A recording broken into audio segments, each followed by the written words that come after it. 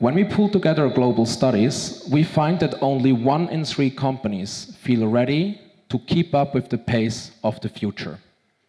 I personally am very excited for the future. We are now living at the beginning of a new area of humankind, at the beginning of the age of AI. We are now witnessing history unfolding around us that future generations will read up on.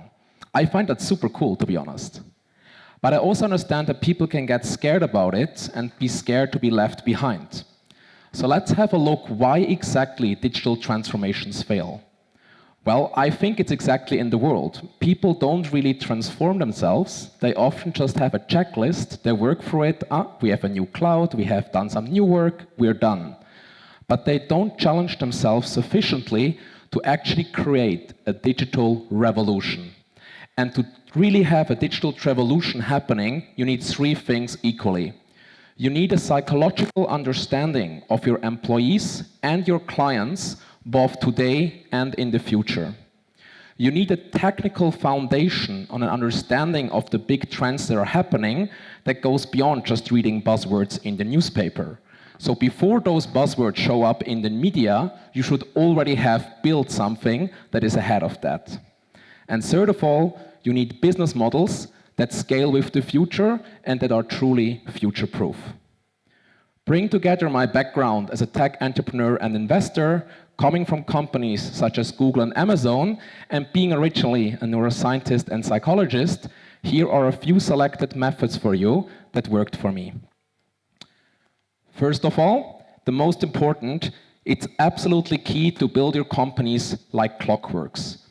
Everything must be predictable and streamlined, everything should be efficient, and all processes in a company, from human interactions to factory development, should work together like a cogwheel and the wheels mesh together. That's of course complete nonsense. In reality, that may work for factories, but humans are beautiful because they are so incredibly complex. We have emotions, we have desires, wishes, social interactions, but this human element creates uncertainty, which exactly makes our lives dynamic. And that's why the real business world doesn't function like a clockwork, but rather like a jungle. A jungle that is wild, that is dynamic. Imagine yourself being a monkey that runs through the forest, tries to survive, has to innovate and adapt to new changes. But still, if you look at the forest from some distance, there is structure. In this environment, in this jungle ecosystem, there are some rules that work. There are still some structures that are in place. However, the overall framework is that of adaptability. And I fundamentally believe that the #1 leadership skill of the future is going to be that you embrace seeing your job as a jungle rather than a clockwork. That you are really excited about thriving in this ambiguity. And the reason why you need to do that is because of the existence of black swans. Black swans are a concept from economics that describe extremely unlikely events that, however, if they happen, will have drastic consequences for our status quo. This can be a crisis like the COVID pandemic that forced all of us to adapt to a new situation, but it can also be innovations like ChatGPT and the current rise of generative AI we are witnessing. And trust me, ChatGPT is just the tip of the iceberg what's coming here. So innovations and crises alike force us to readjust and rethink how we do the things we're doing every day. So what's my advice here? Should we all spend 5 hours a day discussing what unlikely events may happen and prepare ourselves for it? Probably not. The black swans, by definition, are not really predictable. What you can do then is you can build structures in your companies that do not break under the black swans, but grow with them. What you can do is establish mindsets in your company and processes that grow with when the black swans are flying by making them scalable, agile, and not codependent too much, away from the clockwork towards the jungle. One really important thing here in establishing this black swan-friendly environments from the inside of the company is to end the hippo culture. Well, who are the hippos? I guess many of you are. HIPPO stands for Highest Paid Person's Opinion. So it describes this classical model in companies where people with higher salaries in hierarchy dictate the culture and what's happening. But if we truly think about this new world where innovation happens on a daily basis, where we have to rethink our companies almost every day, it doesn't just work if one mind tries to control all of this. We need everyone to be involved. And this bottom-up sharing of ideas, allowing interns to speak up in board meetings if they have a new idea how the company should reinvent itself, that's going to be key in the future. Bottom-up idea sharing, focusing on the ideas that matter and not on the hierarchy. A great example here is Gmail. Gmail was a 20% project at Google. To explain this, we as Google employees, we are always allowed to have 20% of our time dedicated to some fun project we think is going to make a difference in the future. Gmail started exactly as such a side project. Someone tried something out, it seemed to work, and Google's leadership invested heavily into it and made it a global success. This would have never happened if Google had a very strict hierarchical model how we operate things. When we talk about out-of-the-box thinking, I can also bring in another employer of me, namely Amazon. Amazon Cloud is one of the most profitable businesses in the world right now, and the history of Amazon Cloud is that Amazon grew from a bookstore into a global logistics company and suddenly realized, hey, we have so many data flying around here, how do we organize this? So that was the birth of Amazon Cloud. And then they've really thought one step ahead of that and were like, hey, look, let's outsource this cloud and offer it to other companies so they can also profit from it. And here my appeal to you is really think about your own companies. What resources do you have right here and now which are actually great innovations that other people could profit from? Fundamentally, business is about solving someone else's pain points and problems. And if you internally have created something that really works well for you, why not share it with the world? I believe, for example, if you're an energy giant who has figured out a great way how to organize your grid problems and your headaches, why not outsource this software to other energy companies as a software as a service model? And suddenly, overnight, you have turned from an energy company to a software provider. And this agility, this flexibility needs courage, but it also needs ideas. And not just the ideas of management, but of everyone involved. And, by the way, I love dogs, so this is one of the favorite slides I have today. Fundamentally, this dedication to customer experience, this dedication to innovating yourself, it's not just great for new business models, it's also great for yourself. In the neuroscience of fear, we find that one of the most prominent ways to conquer fear is dedication. If you have something you're burning for, a project you really believe in, where you align with the values and you can see progress, you develop self-efficacy.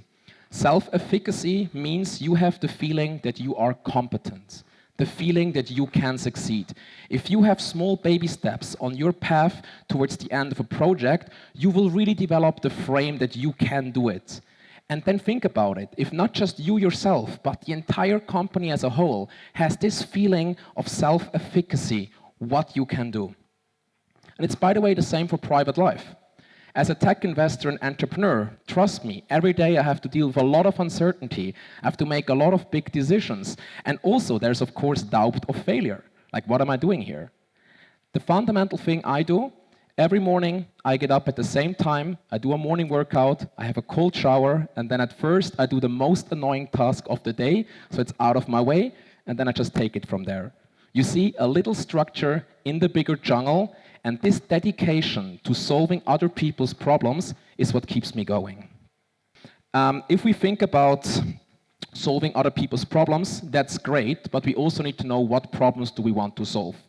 That's why we need to build up innovation ecosystems within our companies. This can be a think tank you launch to research the trends of tomorrow, so you're not jumping behind the trends that you see now in the media, but you're already ahead of the curve. This can mean talking to experts, inviting keynote speakers, doing workshops in your companies, or even building up your own innovation teams. Fundamentally, You should exchange yourself with experts in Silicon Valley, in China, with experts in startups, and create a network, an ocean of information and innovation in your company. And if this ocean really soaks through your company, soaks through every employee, then you can cast stones into it and ripples will fly. And these ripples are what digital revolution actually is. Of course, if we want to make big change happen, we also need the right people for it. We need talent. And something I often hear with my clients is that they believe that just because they come from a less sexy industry, a more traditional one, they cannot find great talents. Well, let me tell you, that is a myth.